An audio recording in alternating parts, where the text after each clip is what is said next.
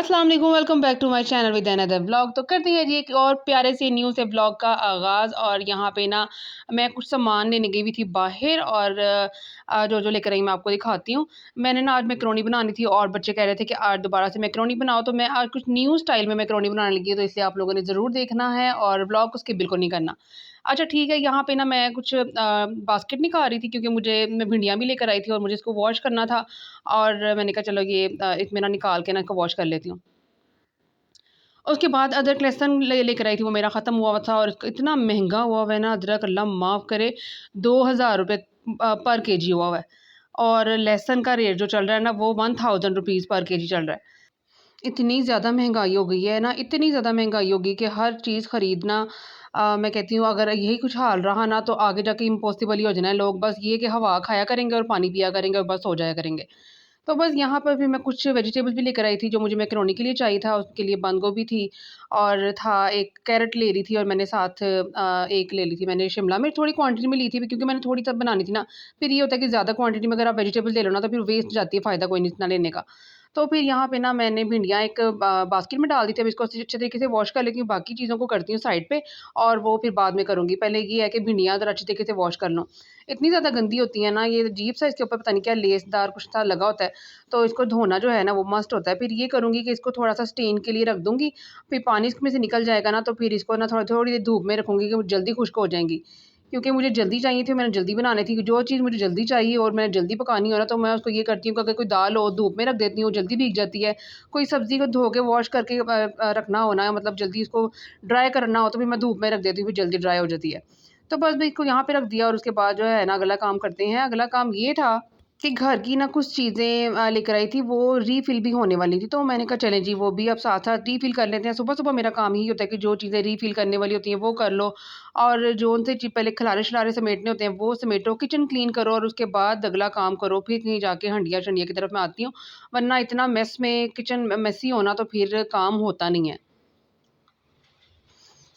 तो बस यहाँ पे आटा आया हुआ था और मैंने कहा ये भी शॉपर बैग में पड़ा हुआ है, इसको मैं डिब्बे में निकाल के रख लेती हूँ। फिर ये है कि इसको कवर करके रख दो ना तो फिर जब भी चाहिए होगा तो मैं इसको निकाल के यूज़ कर लूँगी।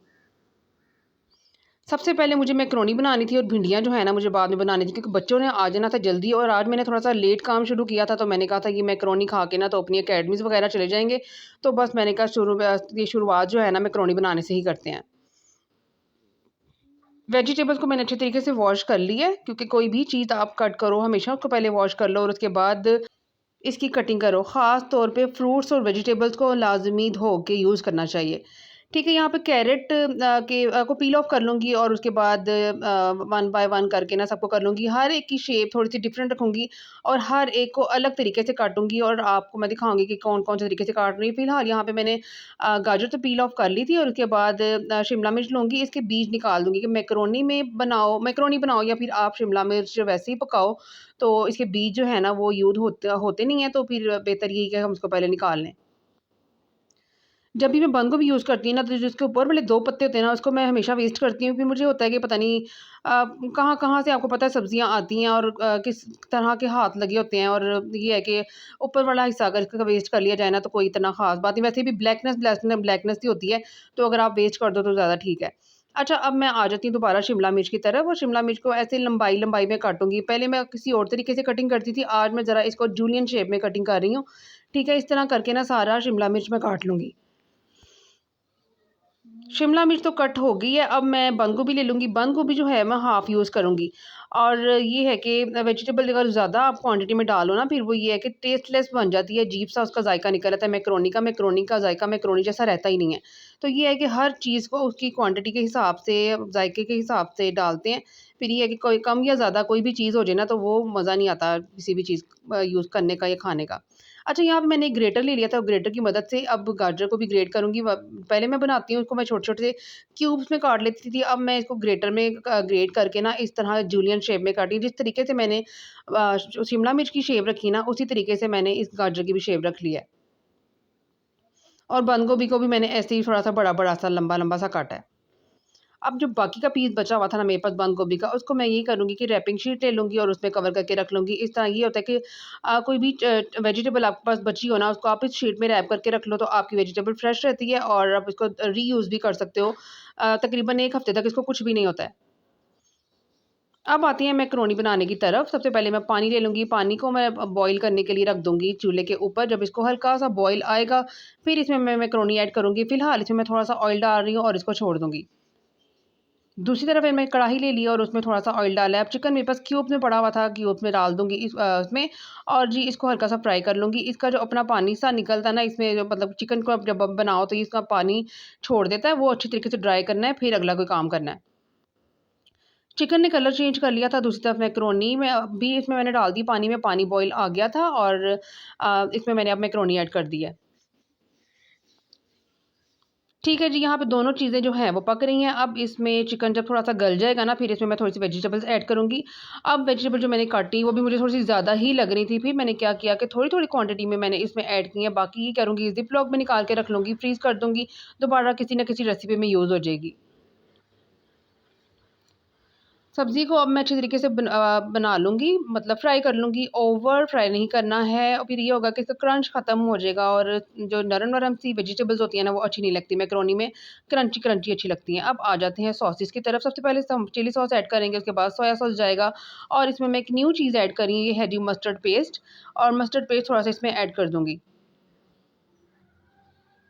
ठीक है जी, मस्टर्ड पेस्ट ऐड करने के बाद इनको मैं अच्छे तरीके से कुक कर लूँगी। जब भी आप लोगों ने वेजिटेबल्स फ्राई करनी है, तो आपने फ्लेम जो है वो हाई रखनी है, लो फ्लेम पे बिल्कुल भी इसको कुक नहीं करना है। और जो इसकी सॉसेज़ हैं, वो इसमें रहने देनी है, वो इसको ड्राई नहीं करना। यहाँ पे सारा कुक हो गया था और सॉसेज़ के जो था ना ग्रेवी सी वो इसी में थी, तो इसमें मैंने मैकरोनी बॉयल करके डाल दी है। बॉयल जब मैकरोनी हो गई थी तो मैंने स्टेन कर लिया था और स्टेन करने के बाद उसमें मैंने ठंडा पानी ऐड कर दिया था और भई इसमें मैंने अब डाल दिया है। अब आ गई स्पाइसेस की बारी। स्पाइसेस तो मैं डालना भूल ही गई थी। मुझे डालने चाहिए थे वेजिटेबल के साथ, लेकिन मुझे याद ही नहीं रहा, तो चलो मैंने कहा अब डाल लेते हैं। नमक डाल दिया, मिर्च डाल दी, काली मिर्च डाल दी, चिकन पाउडर ऐड कर दिया और बस। केचअप मैं इसमें ऐड नहीं करती, केचअप मैं एंड में यूज़ करती हूँ, फिर ये होता है कि उसका टेस्ट बड़ा अच्छा आ जाता है जब आप केचअप मैकरोनी जब आपकी बिल्कुल रेडी हो जाए, आप बाद में यूज़ करो। यहाँ मैंने मैकरोनी निकाल दी थी एक प्लेट में और ये देखिए केचअप मैं एंड में इसको सर्व करते टाइम डालूँगी और भई बच्चों की आज हो गई थी ईद और बच्चे बड़ा खुश हो गए थे कि हमें आज स्कूल से आते साथ ही मम्मा ने मैकरोनी बना के रखी हुई है।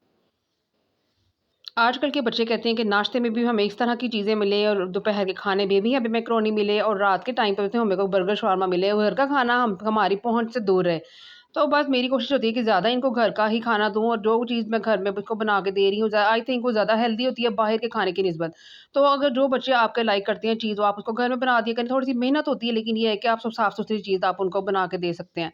अब यहाँ पे मैं भिंडियाँ फ्राई कर रही हूँ। भिंडियाँ अब मैं पहले भी रेसिपी आपके साथ शेयर कर चुकी हूँ। अब ये है कि भिंडियों को यहाँ पे मैं फ्राई करूँगी। चिकन मैंने पहले से ही बनने के लिए रख दिया हुआ है, उसका मसाला रख दिया हुआ, जब वो बन जाएगा, गल जाएगा, उसको भून लूँगी, उसके बाद भिंडियाँ उसमें ऐड कर दूँगी।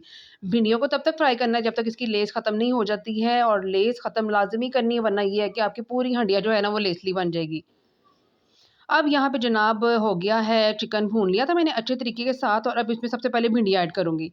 अभी मैंने इसमें प्याज़ नहीं डाले, अब प्याज़ बाद में फ्राई करके डालूँगी। जस्ट अभी भिंडियाँ डाल रही हूँ और लो टू मीडियम फ्लेम पे ना इसको मैं पकने के लिए रख दूँगी, ताकि भिंडियों को जो कच्चापन है ना वो ख़त्म हो जाए। अब आते हैं दूसरी तरफ। अब मैंने यहाँ पे कढ़ाई ले लिया और कढ़ाई में थोड़ा-सा ऑयल डाल दिया था और जी इसमें मैंने प्याज़ ऐड कर दिया था। प्याज़ को अच्छे तरीके से मैं इसका कलर चेंज करूँगी और इसमें 1-2 चीज़ें और साथ फ्राई करूँगी। वो मैं आपको स्टेप बाय स्टेप बताऊँगी और ये तरीका आप अपनाओगे ना, तो फिर ये देखना कि भिंडियों का जो ज़ायका है ना वो कितना ज़बरदस्त बन जाएगा। अच्छा जी, प्याज़ का कलर जब हल्का-सा चेंज हो गया था, ये देखिए लाइट-लाइट ब्राउनिश सा हो गया था, तो मैंने इसमें 3-4 हरी मिर्चें डाल दी हैं और ये हरी मिर्चें डाल के भी मैं इसको अच्छे तरीके से फ्राई करूँगी। मतलब ह फ फ्राई हरी मिर्चें जो हैं ना, वो भिंडियों में बड़ी अच्छी लगती हैं। जब आप भिंडी की एक बाइट लो और साथ में हरी मिर्च तोड़ के खाओ, तो बस भई मज़ा ही आ जाता है। ठीक है जनाब, अब इसको हम लोग फ्राई कर लेंगे। अब इसमें एक और चीज़ जाएगी, वो क्या है? वो है जी इसका मेन इंग्रीडिएंट्स, और वो है सूखा धनिया। और सूखा धनिया साबुत इसमें ऐड करूँगी और इसको भी फ्राई कर लूँगी। इससे इतना अच्छा जायका निकलता है। भिंडियों में सूखा धनिया लाज़मी मैं डालती हूँ। पहले तो मैं मसाले में डालती थी, लेकिन अब मैंने ये नया तरीका इजाद किया है और अब मैं डालती हूँ जी प्याज़ में, और प्याज़ में इसको फ्राई कर लेती हूँ ताकि ज़रा क्रंची-क्रंची सा हो जाए। ठीक है जी, अब ये तीनों चीज़ें फ्राई हो गई हैं। अब आप जाते हैं दोबारा भिंडी की तरफ, और भिंडी ये देखिए इतना प्यारा खूबसूरत सा लुक इसने ले लिया है और भिंडियाँ भी ऑलमोस्ट गल चुकी थी। अब इसको ये है कि प्याज़ मैं इस पॉइंट पे आके डालूँगी। अगर हरा धनिया सॉरी भिंडियाँ और प्याज़ इकट्ठे डाल दिए जाएँ तो फिर ये होता है कि भिंडी ज़्यादा ही कुछ गल जाती है और अजीब-सा प्याज़ भी नरम-नरम से पड़ जाते हैं। तो ये है कि पहले आप भिंडी को अच्छी तरीके से गला लो और फिर बाद में प्याज़ ऐड करो, ताकि प्याज़ का क्रंच जो है ना वो भिंडी में रहना चाहिए, बिल्कुल नरम-नरम से नहीं पड़ जाने चाहिए। बस ये चीज़ें डाल के इसको मैं दम पे लगा दूँगी और बस भई 10 मिनट बाद हमारी भरी भिंडियाँ जो हैं वो तैयार। अब ना यहाँ पे ना मेरे पास पड़े हुए थे ये जो पापड़ होते हैं ना, जो जिसको फ्राई करते हैं, और ये बड़ी प्यारी शेप्स में पड़े हुए थे मेरे पास। तो ये था कि शॉपर बैग में पड़े हुए थे, तो मैंने कहा चलो इसको प्लास्टिक जार में निकाल के रख देती हूँ, फिर ऐसे ही कि सेफ चीज़ हो जाती है। अब ये है कि यहाँ से निकाल के आराम सुकून से बच्चों को फ्राई कर दूँगी जब उन्होंने खाना होगा। तो बस भई यही था जी मेरा आज का व्लॉग। आई होप आप सबको पसंद आया होगा। अगर पसंद आया तो मेरे चैनल को सब्सक्राइब, वीडियो को लाइक, शेयर ज़रूर कीजिएगा। मिलती हूँ जी मैं आपके साथ नेक्स्ट व्लॉग में। अल्लाह हाफ़िज़, टाटा, बाय बाय।